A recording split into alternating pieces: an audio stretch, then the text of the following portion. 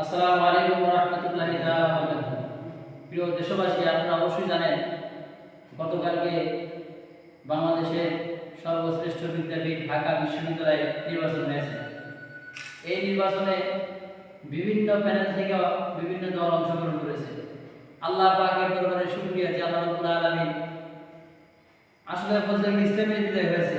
ছাত্র শিবিরের প্যানেল থেকে প্রায় 23 জন পাশ করেছে। সুবহানাল্লাহ, আলহামদুলিল্লাহ। আমরা আল্লাহর কাছে শুকরিয়া আদায় করি যে আমাদের প্যানেলটা 28 জন প্রার্থীর ভিতরে 23 জন পাশ করেছে আর 5 জন হয়েছে স্বতন্ত্র। সবচাইতে দুঃখজনক বিষয় হলো বাংলাদেশের একটা দল ছিল চান্দাবাজ ধান্দাবাজ, তাদের এত পরাজয় হয়েছে। আপনারা শুনে খুশি হবেন 28টা দলের ভিতরে, মানে 28টা ক্যান্ডিডেটের ভিতরে একটা ছোট্ট একটা পদ তারা বিজয় হতে পারে নাই। তারা আমাদের সাদিক কাইম ভাইকে যিনি বিপি নির্বাচিত হয়েছেন তাকে পাকিস্তানি বলে তাকে অপব্যাখ্যা দেওয়া হয়েছে, রাজাকার বলা হয়েছে। যে ফ্যাসিস্ট হাসিনা রাজাকার বলেছিল, যার কারণে দেশ ছাড়তে বাধ্য হয়েছে। আজকে বাংলার জনগণ দেখাই দিয়েছে যে মানুষ কি পারে। ঢাকা বিশ্ববিদ্যালয় নির্বাচনে তারা সর্বোচ্চ ভোট দিয়েছেন। আমাদের সাদিক কাইম ভাই যে ভোট পেয়েছেন, বাকি ভিপির এত ভোট পায় নাই। এদের ভোট হিসাব করেও দেখা যাচ্ছে অনেক বেশি আছে।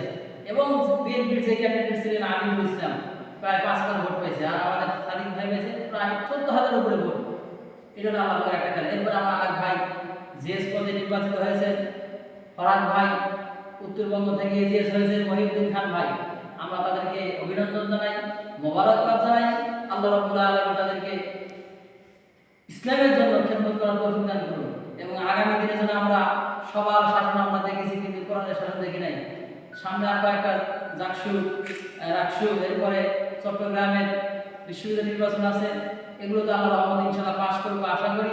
এবং সর্বোপরি যেটা আমাদের নির্বাচন, যেটা জাতীয় সংসদ নির্বাচন হবে 2026 সালের ফেব্রুয়ারিতে, আমরা আশা করি বাংলার জনগণ এটা ভুলবে না। যেভাবে বাংলার জনগণ ইসলামের প্রতি ঝুঁকেছে, আগামী জাতীয় সংসদ নির্বাচন ইনশাআল্লাহ কোরআনকে বিজয় করবে। সংসদে কোরআন পড়াবে ইনশাআল্লাহ।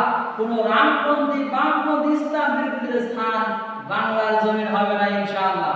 আপনারা অবশ্যই অবগত আছেন, আজকে মিডিয়াতে কথা বলেছেন মির্জা আব্বাস।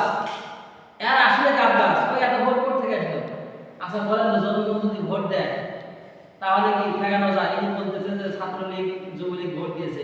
ছাত্রলীগ যুবলীগ ভোট দেবে জামাত ইসলামকে, যারা সারা জীবন বিরোধিতা করেছে। ছাত্রলীগ যুবলীগ আপনাদের ভোট দিয়েছে, এই জন্য আপনাদের পাশে হয়েছে। ছাত্রলীগ যুবলীগ যদি ভোট না দিত, আপনি ভোট দিতে 1,000-1,500। আল্লাহ রাব্বুল আলামিনের কাছে দোয়া করি আগামী জাতীয় সংসদ নির্বাচনের জন্য আমরা কোরআন